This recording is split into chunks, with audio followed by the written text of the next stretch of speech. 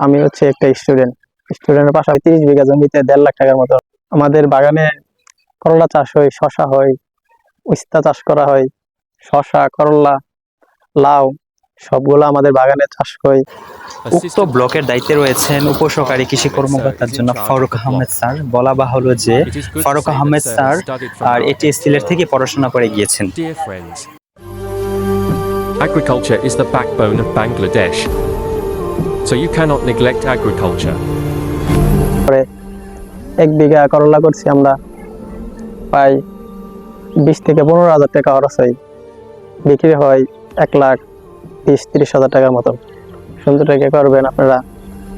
আমরা লাভবান হচ্ছি করলা করে, শশাও করবো, এই সাইডে শশা আছে, শশা করবো, 30 বিঘা জমিতে শশা করবো, শশার মধ্যে লাভ হয়। আমি হচ্ছে একটা স্টুডেন্টের পাশাপাশি কৃষির মধ্যে উদ্যোক্তার মধ্যে আমি আগ্রহ আছি, সুন্দর টাকা করতেছি, আমার ভালো লাগে আছে। এইদিকে এগুলোর মধ্যে শশা লাগাম, ওখানে শশা পুরোটা জমিতে শশা 20,000 টাকার মতো খরচ হবে। শশাটার লাভ হবে, ভালো বিক্রি হলে 1.5 লাখ টাকার মতন বিক্রি করা যায়। সুন্দর। 1.5 লাখ টাকা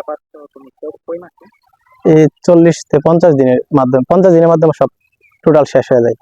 সুন্দর টিকা এটা বিক্রি করতে পারি, সুন্দর টিকা ভালো টিকা ভালো দামে বিক্রি করতে পারলে 1.5 লাখ টাকা উপরেও বিক্রি করা যায়।